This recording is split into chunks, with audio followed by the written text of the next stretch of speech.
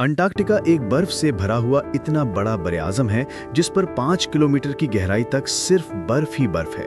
इतनी ज्यादा बर्फ और वो भी 1.5 करोड़ किलोमीटर तक फैली हुई, यानी अंटार्कटिका का साइज अमेरिका से भी काफी ज्यादा बड़ा है।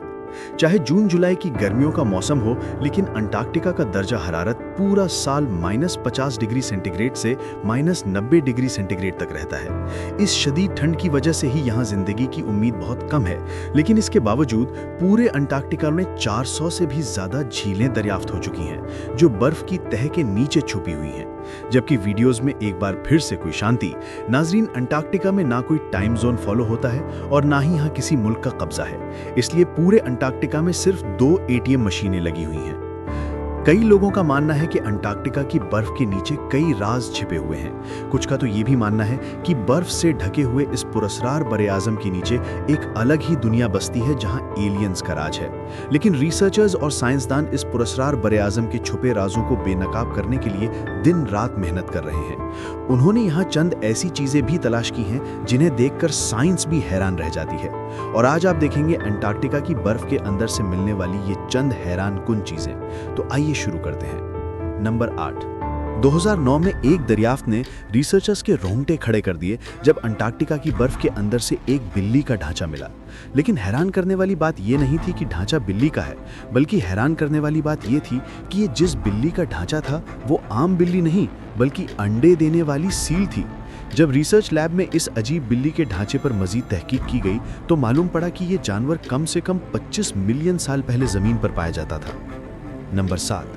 2014 में आसार कदीमा के माहिरीन को अंटार्कटिका से इंतहाई हैरानकुन इंसानी खोपड़ियां मिली। पहली हैरानी की बात यह थी कि अंटार्कटिका में ये मिलने वाली पहली इंसानी खोपड़ियां थी, और दूसरी हैरानी की बात इन खोपड़ियों की शक्ल थी। जी हाँ, नॉर्मल खोपड़ियों के मुकाबले में ये खोपड़ियां काफी मुख्तलिफ दिखाई देती थी, क्योंकि इनके सर जरूरत से ज्यादा बाहर निकले हुए थे। साइंसदानों का मानना था कि खोपड़ियों की ऐसी शक्ल बचपन से ही अजीब आदतों की वजह से बनती है, और ये आदतें हजारों साल पहले इंडियन तहजीब में अपनाई जाती थी। इसी तरह की खोपड़ियां आसार कदीमा के माहिरीन को मिस्र और पेरू से भी मिल चुकी हैं। इसीलिए इनका शक है कि शायद हजारों साल पहले अंटार्कटिका में भी लोग बसे हुए थे, और उनका कुछ ना कुछ रिश्ता इंडियन तहजीब से जरूर था। नंबर 6।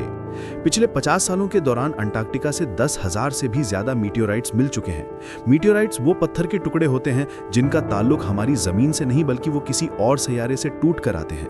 साइंसदानों का मानना है कि मिलने वाले मीटियोराइट्स में से एक कई लाख साल से भी ज्यादा पुराना है। वैसे तो ये पता लगाना बहुत मुश्किल है कि इन मीटियोराइट्स का ताल्लुक किस सितारे या सैयारे से है, लेकिन 2002 में अंटार्कटिका पर गिरने वाला एक छोटा मीटियोराइट 2015 में दरियाफ्त किया गया था, और साइंस का मानना है कि ये कहीं और से नहीं बल्कि मरीख से टूटकर आया है, क्योंकि इस मीटियोराइट के अंदर ऐसे केमिकल्स हैं जो मरीख पर पाए जाते हैं। नंबर 5। अंटार्कटिका में बर्फ की गहराई 5 किलोमीटर है, और ये पूरा बरआज़म अमेरिका से भी बहुत बड़ा है। लेकिन साइज के बावजूद यहाँ से कुछ ऐसे सबूत मिले हैं जिन्हें देखकर अंदाजा लगाया जाता है कि लाखों साल पहले ये जगह रहने के काबिल हुआ करती थी। जी हाँ, 1986 में आसार कदीमा के माहिरीन को यहाँ से डायनासोर और प्लेसियोसोर के ढांचे मिल चुके हैं। साइंसदानों की साइज 36 फीट बताई जाती है, जो तकरीबन एक ट्रिपल स्टोरी बिल्डिंग के बराबर बनती है। जब हड्डियों के इन ढांचों पर मजीद तहकीक की गई तो मालूम पड़ा कि ये कम से कम 70 लाख साल पुराने हैं। इसीलिए अंदाजा लगाया जाता है कि 70 लाख साल पहले तक अंटार्कटिका का दर्जा हरारत रहने के काबिल था, और शायद तब ये पहाड़ गहरी बर्फ से नहीं बल्कि घास से ढके होते होंगे। नंबर 4। वाटरफॉल्स तो हम सब ने कई बार देखे हैं, लेकिन अंटार्कटिका में टेलर ग्लेशियर के मुकाम पर एक पॉइंट ऐसा भी है जहां वाटरफॉल नहीं बल्कि ब्लड फॉल होता है। 1911 में टेलर नाम के एक साइंसदान ने पहली बार इस प्लेटफॉर्म को दरियाफ्त किया था।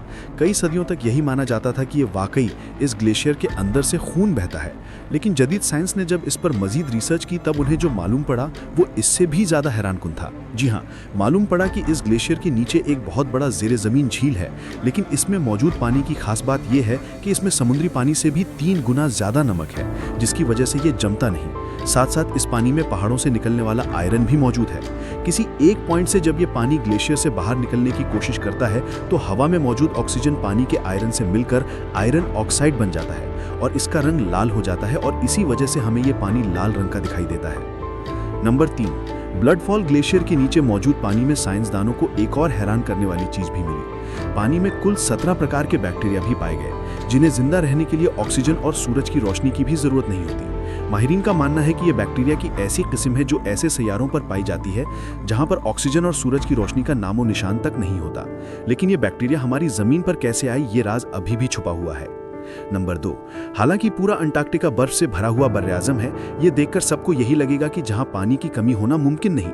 लेकिन आपको ये जानकर हैरानी होगी कि हमारी जमीन पर अगर कोई सबसे ज्यादा खुश्क यानी ड्राई जगह है तो वो अंटार्कटिका में ही मौजूद है।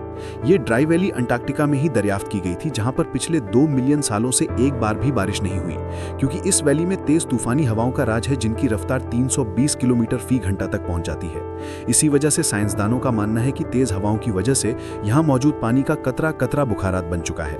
आपको ये भी बताते चलें कि जमीन के तमाम खुश्क इलाकों में से ये ड्राई वैली मरीख से काफी मिलती जुलती है। इसी वजह से नासा ने अपना वाइकिंग रोबोट मरीख पर भेजने से पहले अंटार्कटिका की ड्राई वैली में टेस्ट किया था।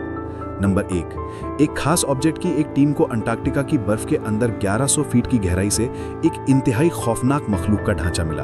ये पता लगाने के लिए कि ढांचा किस जानवर का है, कई तजुर्बे किए गए, लेकिन हैरानी की बात ये थी कि इसका स्ट्रक्चर किसी भी जानवर से मैच न हो सका। इस मखलूक की लंबाई 8 फीट बताई जाती है, जिसकी हड्डियां जिस्म से बाहर निकली हुई हैं। कई सालों की मेहनत के बावजूद आज तक ये पता नहीं लगाया जा सका कि ये जानवर कौन सा था और आखिर ये जमीन पर कहां से आया। उम्मीद है कि ये वीडियो भी आप भरपूर लाइक और शेयर करेंगे। आप लोगों के प्यार भरे कमेंट्स का बेहद शुक्रिया। मिलते हैं अगली शानदार वीडियो में।